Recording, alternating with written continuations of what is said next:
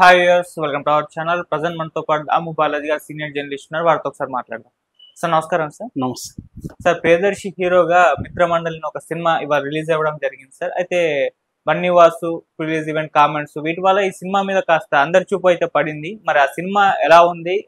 సినిమాకి సంబంధించి positive response వచ్చిందా, నెగిటివ్ రెస్పాన్స్ వచ్చిందా? మీ రివ్యూ ఏంటి సార్ ఈ సినిమా మీద? మిత్రమండలి ఈరోజు రిలీజ్ అయింది దీపావళి సందర్భంగా. దీంట్లో ప్రియదర్శి, నిహారిక ఎన్ఎం, సత్య, తర్వాత ప్రసాద్ బెహ్రా, విష్ణు ఓయి, రాగ్ మయూర్, వెనల్ కిషోర్, బ్రహ్మానందం ఒక గెస్ట్ అపీరెన్స్, ఇలాగా మంచి కాస్టింగ్ అయితే ఉంది. అట్లాగే టెక్నికల్ విషయానికి వచ్చేసరికి బన్నివాసు, ఇంకొంతమంది ఒక ముగ్గురు నలుగురు ఉన్నారు ప్రొడ్యూసర్లు. విజయేందర్ సత్తు డైరెక్టరు, తర్వాత సిద్ధార్థ్ ఎస్జే కెమెరా చేశాడు, తర్వాత ఆర్ఆర్ ధ్రువన్ అని మ్యూజిక్ చేశాడు. సో మామూలుగా ఈ డైరెక్టర్ వచ్చి ఒకప్పుడు జాతిరత్నాలని పెద్ద హిట్ ఇచ్చిన అనుదీప్ ఫ్రెండ్ అని చెప్తున్నారు.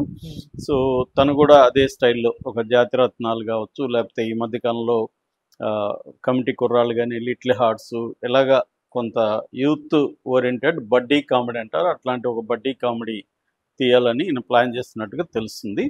సో దీంట్లో మొదట్లోనే టైటిల్ కార్డులోనే దీంట్లో కథ ఏం లేదని కూడా చెప్పేశారు మనకి. సో అంటే కథ లేకుండా సినిమా తీయచ్చు అంటే చాలా సినిమాలు కథ లేకుండానే ఉంటాయి, లేదా థిన్ లైన్ అంటారు, థిన్ లైన్ ఉంటాయి. హాలీవుడ్లో ఇక్కడ రామ్ గోపాల్ వర్మ కూడా అలాంటి చాలా సినిమాలు చేశారు కథ లేకుండా. అంటే కథ లేకుండా కథనం మీద డిపెండ్ అయిన సినిమాలు చాలా ఉంటాయి. ఈవెన్ అకిరా కురసవాది కూడా ఒక ఫేమస్ స్టేట్మెంట్ ఉంది. అదేంటంటే what a character does is the story, ఒక పాత్ర ఏం చేస్తే అదే కథ. సో అలాగా దీంట్లో కూడా నలుగురు కుర్రాళ్ళని పెట్టుకున్నారు. ఈ నలుగురు కుర్రాళ్ళు పొరంబోగు బ్యాచ్, వీళ్ళకి పని పాట ఉండదు.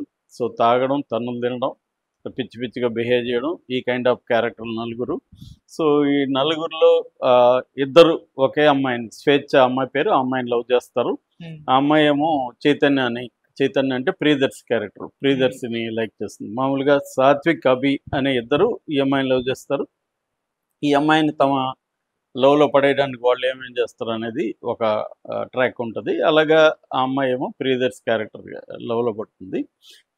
ఇదొక ట్రాక్ అనుకుంటే వీళ్ళది. ఇంకొక ట్రాక్ ఇదంతా కూడా ఒక ఫిక్షనల్ జంగ్లీపట్నం అనే ఒక ఫిక్షనల్ టౌన్లో జరుగుతుంటుంది. జంగ్లీపట్నంలో ఇంకొక క్యారెక్టర్ ఉంటాడు, నారాయణ అని. ఆ నారాయణ ఏమో కులపిచ్చోడు. అతను తుట్టి కులం అని పెట్టారు, ఒక విచిత్రమైన ఇది. ఈ తుట్టి కులం సంబంధించిన వ్యక్తి. అతనికి ఎంత కులపిచ్చి అంటే ఈవెన్ చనిపోతున్నా కూడా తమ కులం వాళ్ళ రక్తం ఎక్కించుకోవాలా, లేకపోతే చనిపోయినా పర్లేదు అనుకునేంత కులపిచ్చి ఉందన్నమాట. అట్లాంటి అతని కూతురే ఈ స్వేచ్ఛ. ఈ స్వేచ్ఛ ఏమో పరాయి కులం వాడితో లేచిపోతుంది. సో ఇది లేచిపోయిందా కిడ్నాప్ అనేది కూడా కన్ఫ్యూజన్ ఉంటుంది. సో ఇతనేమో తమ కులాన్ని ఉపయోగించుకొని ఎమ్మెల్యే టికెట్ కోసం ట్రై చేస్తున్నా, ఎమ్మెల్యే టికెట్ ఇస్తారు ఒక పార్టీ. సో ఇప్పుడు అదే టైంలో ఇతనికి కూతురు కిడ్నాప్ అయిందనే వాస్తవం తెలుస్తుంది. సో ఇప్పుడు అతను పోయి పోలీస్ కంప్లైంట్ ఇస్తాడు. అక్కడి నుంచి పోలీసులు ట్రై చేస్తుంటారు వీళ్ళ నలుగురికి ఈ అమ్మాయికి ఉన్న రిలేషన్షిప్ ఏంటి, నిజంగానే కిడ్నాప్ అయిందా, వీళ్ళు నలుగురు చేస్తారా, లేకపోతే వేరే వాళ్ళు చేస్తారా, లేకపోతే ఈ అమ్మాయి కిడ్నాప్ కాకుండా ప్రియదర్శి క్యారెక్టర్తో లేచిపోయిందా, ఇదంతా కూడా బేసిక్గా కథ. అంటే బేసిక్గా దీని కథగా చెప్పుకోవాలంటే దీంట్లో ఏం ప్రాబ్లం లేదు, బాగుంది కూడా. ఎందుకంటే ఈ కులపిచ్చి ఇవాళ ఎలా ఉందో చూస్తాం కాబట్టి దాని మీద సోషల్ సెటైర్ డైరెక్టర్ వేయదలుచుకున్నది మంచి ప్రయత్నంగానే మనం చెప్పాలి. అట్లాగే కామెడీ వ్యవహారం కూడా 2 సెటప్లు పెట్టుకున్నారు ఈ నలుగురు. ఆ నారాయణ కులపిచ్చి వీళ్ళిద్దరు ఇలాంటి ఒక పొరంబోగు బ్యాచ్ నలుగురు లో ఒక అమ్మాయిని లవ్ చేస్తే ఆ అమ్మాయి వాళ్ళ నాన్న కులపిచ్చోడైతే ఎలా ఉంటుంది అనేది థీమ్. దీంట్లో ఏం ప్రాబ్లం లేదు, కరెక్ట్గా పక్కాగా ఉంది. కాకపోతే స్క్రీన్ ప్లే అండ్ నడిపిన పద్ధతి ఇవన్నీ సరిగ్గా కుదరలేదు. ఎందుకంటే దీంట్లో ఏంటంటే బడ్డీ కామెడీ అంటారు, అలాగే సిచ్యువేషనల్ కామెడీ, డైలాగ్ కామెడీ, స్పూపు ఇవన్నీ మిక్స్ చేశారు. సో మామూలుగా అయితే ఇది క్రైమ్ కామెడీ లాగా చేస్తుండొచ్చు యాక్చువల్గా. ఆ కన్ఫ్యూజన్ కనిపిస్తుంది. అంటే కామెడీలో కూడా మనకు అనేక రకాల కామెడీలు ఉంటాయి. ఆ కామెడీలో దీన్ని ఎటువైపు నడపాలి అంటే మామూలుగా పనిపాటు లేకుండా కుర్రవాళ్ళు ఒక సీరియస్ విషయంలో ఇరుక్కోవడం అనేది ఎప్పటి నుంచో ఉన్న వ్యవహారమే. దాన్ని నడపడంలోనే ఇక్కడ ప్రాబ్లం వచ్చింది. తర్వాత చాలా సీన్లకి డైలాగులు చాలా ప్రాణం. ఇలాంటి సినిమాకి డైలాగ్ బేస్డ్ కామెడీ ఇది బేసిక్గా. క్యారెక్టర్లు మామూలుగా రాఘవేంద్రరావు చాలాసార్లు చెప్తుంటాడు, బ్రహ్మానందంతో కూడా ఛాలెంజ్ ఇస్తున్నాడు ఒకసారి. అంటే మీరు డైలాగులు లేకుండా కామెడీ చేయగలరా ఎవరైనా కామెడియన్స్ అని. ఆయన దృష్టిలో ఏంటంటే పాత రేలంగి దగ్గర నుంచి బ్రహ్మానందం వరకు డైలాగులు లేకపోతే కామెడీ రాదనేది రాఘవేంద్రరావు గారి దృష్టి.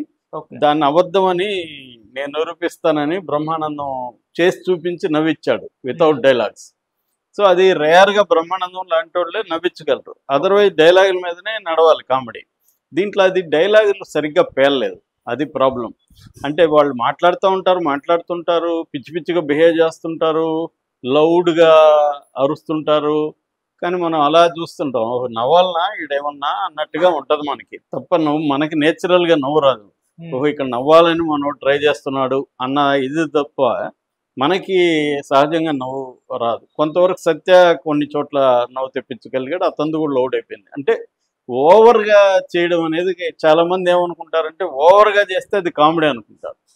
కానీ సటిల్గా, ఇప్పుడు మనకి జంధ్యాల కామెడీ సటిల్గానే ఉంటుంది కానీ కామెడీ వస్తుంది. ఎక్కడ లౌడ్గా అరవు క్యారెక్టర్లు, కానీ కామెడీ వస్తుంది. అలాగా ఇవేంటంటే ఎక్కడో చోట రెండు చోట్ల ఒక క్యారెక్టర్ లౌడ్గా ఉంటే పర్లేదు, కానీ అన్ని లౌడ్గా ఉండి అరుస్తూ ఉంటే ఒక పక్క వెన్నెల కిషోర్ అరుస్తుంటాడు, ఒక సత్య అరుస్తుంటాడు. ఇలాగా దానివల్ల కామెడీ రాలేదు, సిచ్యువేషన్ కామెడీ కూడా రాలేదు.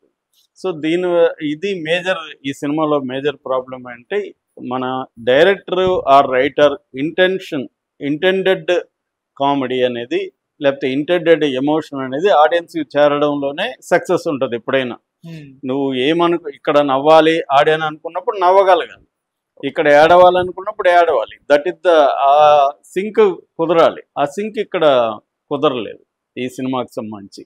అందరూ మంచి ఆర్టిస్టులు, బాగా చేస్తారు, నో డౌట్. కానీ దీంట్లో స్క్రిప్ట్లోనే మేజర్ ప్రాబ్లం ఉంది. ఎగ్జిక్యూషన్ అంతా కూడా బాగుంది, మ్యూజిక్ కూడా పాటల వరకు పర్లేదు, కానీ బ్యాక్గ్రౌండ్ స్కోరు సపోర్ట్ పెద్దగా చేయలేదు. మామూలుగా కామెడీకి బ్యాక్గ్రౌండ్ స్కోర్ చాలా ఇంపార్టెంట్, అది ఇక్కడ అంత బాగా చేయలేదు. కెమెరా వర్క్ ఈ కామెడీ సినిమా కెమెరా బాగానే ఉంది. ప్రొడక్షన్ వాల్యూస్ కూడా బన్నీవాసు వీళ్ళు బాగానే చేశారు, దాంట్లో ఏమీ ప్రాబ్లం లేదు. ఓన్లీ ప్రాబ్లం దీంట్లో స్క్రిప్ట్గానే మనకు చెప్పుకోవచ్చు. దీంట్లో పాజిటివ్ అంశాలుగా చెప్పుకోవాలంటే ప్రధానంగా నాకు నచ్చింది అయితే కులాన్ని ఎగతాళి చేస్తూ సినిమా తీయడం. అది మంచి ప్రయత్నం. ఎందుకంటే ఇవాళ ఎక్కడ పోయినా కులపిచ్చి కనబడుతుంది. ఎవరితో మాట్లాడినా ఏదో ఒక డైరెక్ట్గా ఇండైరెక్ట్గా నీ కులం కనుక్కోవడానికి ట్రై చేయడం, ఒక కుల పరంగా విడిపోవడం. నేనైతే ఇటువంటి స్థితిని నా లైఫ్లో ఎప్పుడు చూడలేదు. అంటే మేధావులు, జర్నలిస్ట్, మొన్న కూడా ఒక జర్నలిస్టు ఫలాని కుల జర్నలిస్టులంతా కలిసి మీటింగ్ పెట్టుకున్నారు. సో ఇలాంటివి నేను ఎప్పుడు చూడలేదు. ఇంత పిచ్చి ఈ మధ్యకాలంలో పెరిగిపోయింది. దాన్ని సెటైర్ చేద్దాం అనుకోవడం మంచి ప్రయత్నం. ఎప్పుడైనా కూడా కామెడీలో కూడా సీరియస్ విషయాల్ని చెప్పచ్చు అనమాట. మనకి చాలామంది చెప్పారు అది. అలాగే ఈ డైరెక్టర్ అనుకోవడాన్ని అప్రిషియేట్ చేయాలి. కాకపోతే దాన్ని ఎగ్జిక్యూట్ చేయడంలో ఒక ఫోకస్, ఒక ఇది పోయింది. తర్వాత తను ఇంటెన్షన్తో చేసిన ఎక్కడెక్కడ కామెడీ చేయాలనుకున్నాడో అక్కడ కామెడీ రాలేదు. అందుకనే ఇక్కడ రాఘవేంద్రరావు థియరీ ప్రకారం డైలాగులు, సిచ్యువేషన్లు క్రియేట్ చేయడంలో ఫెయిల్ అయితే ఎంత గొప్ప కమెడియన్లన్నా కామెడీ చేయడం అనేది కష్టమైపోతుంది. సో అదే జరిగింది ఇక్కడ. సో అది పాజిటివ్ అంటే అదొకటే నచ్చింది. ఆర్టిస్టుల పెర్ఫార్మెన్స్ అంతా కూడా తప్పేం లేదు, కానీ ఆ డిజైనింగ్, క్యారెక్టర్ డిజైనింగ్, ఆ డైలాగులు, వాటి వల్ల మనకి ఇరిటేషన్ వస్తుంది. ఒక దశ దాటిన తర్వాత క్యారెక్టర్లు చూస్తే ఇరిటేషన్ రాకూడదు, వాళ్ళతో మనం ఎంపథెటిక్గా ఫీల్ అవ్వాలి. అంతే, ఆ ప్లేస్లో ఆ క్యారెక్టర్ మనం ఉంటే కూడా ఇలాగ బిహేవ్ చేస్తాం అనేది ఒక ఫీల్ కావాలి. అది రాలేదు, ఇరిటేషన్ వస్తుంది. సో అది మేజర్ ప్రాబ్లంగా చెప్పుకోవచ్చు. అక్కడక్కడ కామెడీ పేలింది, కానీ ముఖ్యంగా సెకండ్ హాఫ్ ఫస్ట్ హాఫ్తో పోలిస్తే సెకండ్ హాఫ్ కొద్దిగా బెటర్. ఫస్ట్ హాఫ్ అంతా ఎస్టాబ్లిష్మెంట్, ఈ నలుగురు ఏం చేస్తారు, నారాయణ క్యారెక్టర్ ఏంటి, అతను కులపిచ్చి ఏంటి, తర్వాత అతని కూతురు పరిస్థితి ఏంటి, అమ్మాయి లవ్లో పడ్డం, ఇవన్నీ ఫస్ట్ హాఫ్ చేసి దాని తర్వాత చేజింగ్ సీన్లు, పోలీసుల ఇవన్నీ సెకండ్ హాఫ్లోకి వెళ్తాయి అన్నమాట. సో ఓవరాల్గా అనేమన్గా ఉంది.